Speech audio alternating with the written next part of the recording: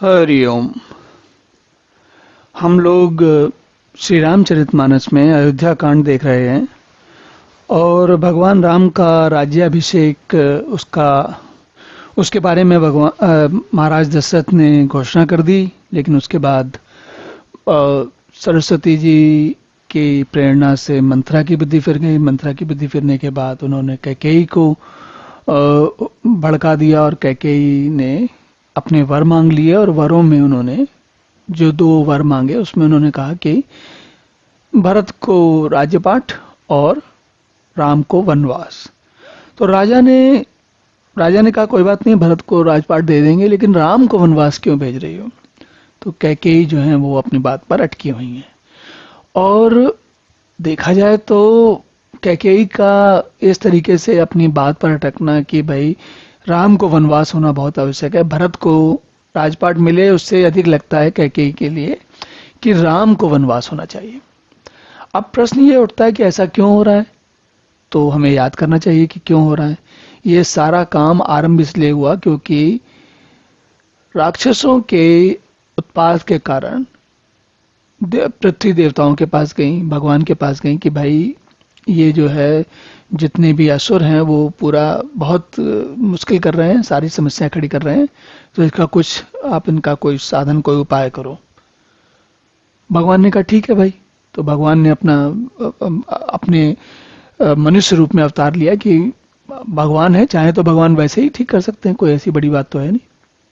भगवान तो भगवान है, भगवान का नियंत्रण या उनको कोई ऐसा थोड़ी कि मनुष्य का अवतार लें तभी कोई काम करना होगा, वैसे भी कर सकते हैं, भगवान है।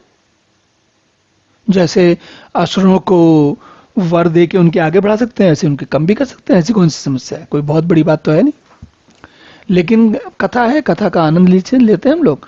और कथा की विशेषता क्या है कि भाई भगवान जो है मनुष्य के रूप का अवतार ले रहे हैं। अब ले लिया उन्होंने अवतार, अब क्या है कि अगर वो राजपाट संभालते रहेंगे तो जो जन संपर्क करना है, सब लोगों से मिलना है, और केवल राक्षसों को मारना नहीं है बल्कि जन जागरण करना, लोगों को उस स्थिति में पहुंचाना है कि वो स्वयं अपनी समस्या का हल निकालें।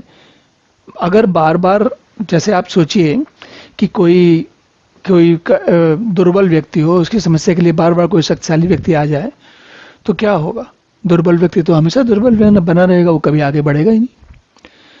तो इस कथा का जो सब एक बड़ा उद्देश्य है वो ये है कि मानव जाति को, संपूर्ण मानव जाति को अपना अपना हित, अपनी समस्याओं का हल स्वयं ढूंढने के लिए भी तैयार रहना चाहिए। तो भगवान राम मनुष्य का रूप लेने के बाद, या परमात्मा, परब्रह्म परमात्मा मनुष्य के रूप में भगवान राम बनने के बाद अगर महल से ही बैठे बैठे काम करेंगे तो फिर कैसे काम चलेगा? देखिए हमारे इस पिछली शताब्दी के, और बल्कि उसकी भी पिछली शताब्दी के आरंभ ने अंत से लगभग एक बहुत बड़े हमारे राजनेता हुए। कौन? महात्मा गांधी जी। और महात्मा गांधी जी की सबसे बड़ी विशेषता है कि और कोई ऐसा नेता नहीं हुआ है, संभवतः आज के समय में नरेंद्र मोदी भी वैसे ही होंगे, लगभग वैसे ही होंगे और शायद ज़्यादा भी हो सकते हैं। पर विशेष बात मैं यहाँ ये कहना चाह रहा था कि महात्मा गांधी दक्षिण अफ्रीका में, और दक्षिण अफ्रीका से जब भारत वापस लौटे हैं तो उन्होंने पूरे देश के अपने जो ट्रेन का जो सबसे पीछे वाला डब्बा होता था, तीसरा, 3rd क्लास, उसमें यात्रा करके जन संपर्क के लोगों को समझा कि भाई लोगों की समस्याएं हैं क्या, और पूरे देश के, ऐसा नहीं है कि केवल कहीं एक जगह पहुंच गए, तो वो हर जगह गए। और वो अक्सर पैदल चलते थे। पैदल चलने का क्या बात थी? पैदल चलने की बात ये थी कि पैदल चलते थे तो लोगों से मिलते थे। तो अब हम वापस भगवान राम पे आते हैं। भगवान राम जो हैं वो क्या कह रहे हैं? उनको जंगल में जाना, जंगल का मतलब है सामान्य जन से, जो लोग राजपाट की सीमाओं में, राज्य के जो राजधानी है उसके आसपास नहीं रहते, जो सामान्य जन है, उनसे मिलना आवश्यक है, उनके अंदर जागृति करना बहुत आवश्यक है। तो ये सारी भूमिका है। और इस भूमिका में कैकेयी का जो चरित्र है वो ये कह रहा है, वो उसका काम है कि भाई हम सबको राम को किसी तरीके से वन में भेजा जाए। वन में मतलब राज्य के इतर, जहां पर जैसे आज के समय में दिल्ली राजधानी है, या कोई और मध्य प्रदेश की राजधानी, या फिर उत्तर प्रदेश की राजधानी, या राजस्थान की राजधानी, वो राजधानी जो है वहां पर बहुत सारे लोग बसते हैं, उनकी समस्याएं अलग हैं। और जो लोग दूर के गांवों में, दूर दराज के गांवों में रहते हैं, छोटे कस्बों में रहते हैं, उनकी समस्याएं अलग होती हैं। अगर कोई मंत्री केवल राजधानी में रहे तो उसको कभी पता चलेगा नहीं कि उसके नगर के लोगों की समस्याएं क्या हैं। तो भगवान राम के लिए तो ये बहुत आवश्यक है, उन्हें जाना जरूरी है, और पैदल जाना जरूरी है, रथ से भी नहीं आ सकते। तो अब इस बात को लेके देखिए, राम पहुंचते हैं महाराज दशरथ के पास, सुमंत्र लेके आए हैं। जाय देख रघुवंश मनि, नरपति निपट कुसाजु, सहम परे लखि सिंह नहीं, मनहु वृद्ध गजराज। तो देखिए, तुलसी की उपमाएं तो बहुत ही आनंददायी हैं। क्या सुंदर उपमा करते हैं। कहते हैं राजा जो है रघुवंश वर्ण, राजा भगवान राम जब वहाँ महाराज दशरथ के महल में पहुंचे तो उन्होंने महाराज दशरथ को ऐसे पड़े हुए देखा जैसे कि कोई वृद्ध हाथी, एक बड़ी सिंघनी तेज तर्रार जो वैसी होती है ना, जो बहुत जो शक्तिशाली भी हो और आयु में भी कम हो और हर प्रकार से समर्थ हो, ऐसी कोई सिंघनी अगर बड़े हाथी, पुराना बहुत ही बूढ़ा हाथी है, उसके सामने अगर आएगी तो हाथी की क्या दशा होगी। उसको पता है हम भाग तो पाएंगे नहीं। अब जब भाग नहीं पाएंगे तो वो सहम के, वो जान जाता है कि मेरी मृत्यु आने वाली है। तो तुलसी की उपमा कह रही है कि महाराज दशरथ की स्थिति वृद्ध हाथी की है और कैकेयी जो है वो उन्मत्त सिंघनी हो रही है, जो कि अब अपने क्रोध से या अपने महाराज दशरथ को या हाथी को, महाराज दशरथ रूपी हाथी को वो आक्रमण करने के लिए तैयार है, या आक्रमण कर दिया उन्होंने। और राजा जो है हाथी ने, या हाथी रूपी राजा ने, महाराज दशरथ ने अपने सारे हथियार डाल दिए। और सूखई अधर जरई सब अंगू, मनहु दीन मनहीन भुअंगू, सरुस समीप दीख कैकेयी, मनहु मीच घरी घरी गनि लेही। जैसे ऐसा राजा के ओंठ सूख रहे हैं, शरीर जल रहा है, ऐसा लग रहा है कि मानो मणि के बिना सांप दुखी हो रहा हो। अब सांप के साथ क्या होता है ये तो थोड़ा हमारे लिए समझना कठिन है। आज के समय में हम सांप और सांप की मणि का बातें ज़्यादा अधिक नहीं जानते हैं, पर निश्चित रूप से तुलसी के समय तक तो सांप और सांप की मणि की बातें बहुत प्रसिद्ध रही होंगी, इसलिए उन्होंने सांप और सांप की मणि का उदाहरण कई बार दिया है रामचरितमानस में। और फिर उन्होंने देखा कि क्रोध से, पास ही क्रोध से भरी कैकेयी को देखा, जो मानो मृत्यु के रूप में बैठी, मृत्यु बैठी घड़ियां गिन रही हो, मृत्यु मतलब समय गिन रही हो कि भाई इनको कब लेके जाए यहां से। करुणा में मृदु राम स्वभाव, प्रथम दीख दुख सुना न काऊ, तदपि धीर धरी समऊ विचारी, पूछी मधुर बचन महतारी। अब परमात्मा का चरित्र या अभिनय देखिए कितना सुंदर है।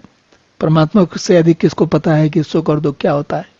लेकिन मनुष्य के रूप में जो उन्होंने भगवान राम के रूप में जो अवतार लिया है, उसमें उन्होंने अभी तक कोई दुख नहीं देखा। जो कुछ हुआ सब अच्छा ही हुआ, किसी प्रकार का दुख नहीं हुआ। तो भी अब जब पहली बार दुख का सुख से सामना हुआ तो यहां पर थोड़ा सा अंतर है। देखिए, दुख को देखकर हमने एक बहुत, अपने इतिहास में हम जानते हैं, एक और कथा सुनी हुई है किसकी, महात्मा बुद्ध की। कहते हैं उनको दुख जो है उतना विह्वल कर दिया कि वो राजपाट छोड़ के चले गए। लेकिन राम जो है, उन्होंने जब सुना है, उन्होंने दुख, तो भी जब उनको दुख दिखा, समझ में आया कि दुख है जीवन में, तो भी उन्होंने समय का विचार किया। समय का विचार किया मतलब विह्वल नहीं हो गए, दुख को समझा, दुख का अनुभव किया, लेकिन अपना आपा नहीं खोया।